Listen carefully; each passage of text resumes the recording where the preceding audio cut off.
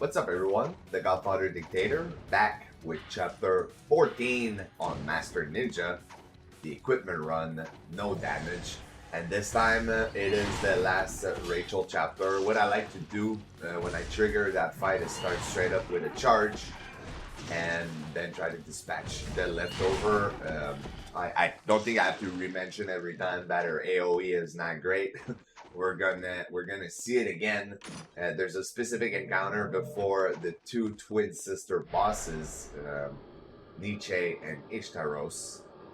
That is actually pretty hard, and you will see what I mean with sometimes the AoE not being so great. If you haven't seen it enough on the Ogre and the Imp Feed Challenge. So now we're gonna do one fight, and after that there's gonna be a really long feed challenge, and I'm not gonna talk over it. So here I go for a charge, but I was messing around with the distance. I ended up like not hitting anyone, so I decided to try to dispatch the mage, because usually he's the one that dropped, you know, blue red essence. So it's easier to go straight into UT, but this time, hey, guess what? He decided to drop a yellow. The reason why I stay in the back like this here is mainly because the mage, how they work is that if they show up in your camera, you pretty much trigger them. And when they are triggered, if you want, it's really easy for them to just shoot volley at you, and it's super hard to dodge. So now I'm going to buy some stuff, and then I'm going to head into the feed challenge. One thing I can say for this feed challenge, there's a couple of things I will recommend. Make sure you always keep your camera off the bridge, and if you do put it on the bridge by accident, because sometimes it turns automatically, make sure you remove it right away and that you hide, because the mage can get you. And the other thing you got to be really careful of at the end is when you get to 111 enemies, you're going to have 9 leftover red ninjas. And because of the amount of cash you already have, there's nothing wrong with using Nympho, alright? So if you see you're at the end and the red ninjas are annoying, use Nympho. I don't use any in that, like in that version if you want, and not in the other one either. But I would highly recommend doing it, you know, just to not risk it when you're that far. And by doing that, by the way, I removed the other one from being stuck in that position, and I wish I did that the first time around, because it would have made this a lot easier. But that's about it. I will continue after this feed challenge.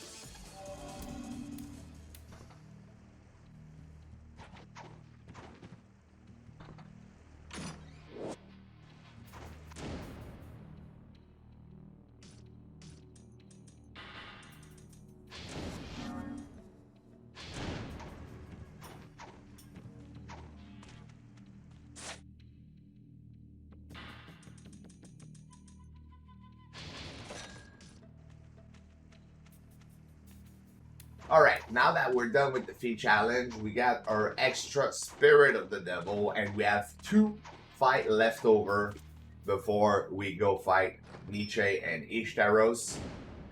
And this is funny because the first time around, I think on the portal fight, I got really lucky in the regular run and I did this first shot, but this time I kind of realized that it's not an easy encounter at all, because there's multiple times where what I was mentioning happened. So here in this area, I like to use that corner, even though sometimes the mage, they wander around. You know, they wander around, and look at that AoE there. Couldn't even hit that other samurai. And I don't know if it's not, you know, a good example of bad AoE. I don't know what is. This enemy was right around me, and I somehow did not hit him.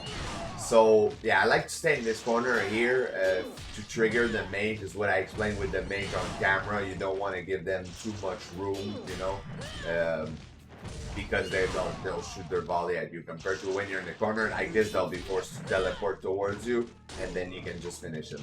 So yeah, the other fight right after, you will see you have a combination of sliding him and a berserker. So at first you fight 15 sliding him, and then after that you fight a berserker combined with more sliding him. And the problem with that fight is what I mentioned about Rachel having like no, or just super quick recovery, or a move where she doesn't have iframe and she goes back to regular if you want, you know. And that makes it that I will show an example, because there's one time here that I decided to use Nympho because I was tired of restarting, and because we used Nympho on Nietzsche and Ishtaros, I was just thinking, why not, you know. And here it shows how it trolls. I'm doing some ETUT, I'm not hitting anything, and thereafter, so you see that sliding attack there. If you did a ET or something and you did not hit the imp under you, he can straight up go into the grab right away, and there's nothing you can do as the player. So here I actually hit it, which ended up being nice, but there's, I don't know how many times I was doing an ET and he was sliding the opposite way. I did not hit it, and then after that I got caught, you know, right away. So for this, you wanna be charging UTs and ETs, but because here I didn't hit anyone, I thought, you know what, I'm using an info at this point. F that. And here, this is me like chaining. We got the berserker. As soon as you got the berserker, you're pretty much good. I think there's 12 enemy total in that area, including the berserker, so that means 11 sliding him and then the berserker. Now we're going back because of what I said, you know, this is the last chapter with Rachel. It's not like Ryu and Rachel share money together or anything, so you can straight up go back on top here by jumping and pressing a triangle or Y, and this way you can go back to the shop and refill whatever you use. So that's why you see the amount of money I have. Technically, I could have used my entire Nympho in that fight, came back, refilled my entire Nympho, and still have enough for the double boss fight right after. So yeah, what I'm saying is that go ham if you want on it. You don't need to keep the resources. So there's a lot of people that ask me now that I can talk over this fight, because it's a terrible, terrible design of a fight to fight those two with Rachel. And there's some people that ask me, you know, like, what do you get for doing that fight? Well, besides if you're playing for karma and bragging rights, you get absolutely nothing.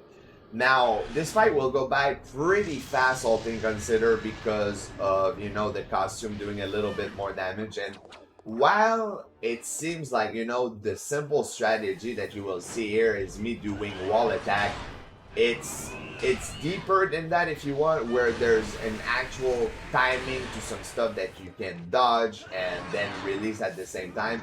And yes, sometimes it's gonna be, you know, wall attack and pray, one would say, you know, cross your finger and pray that you hit. But there's other time where you're not gonna wanna cancel always Nympho right away. It's really in situation where you know you cannot dodge anything. So here I knew I couldn't dodge anything, so I'm doing Nympho.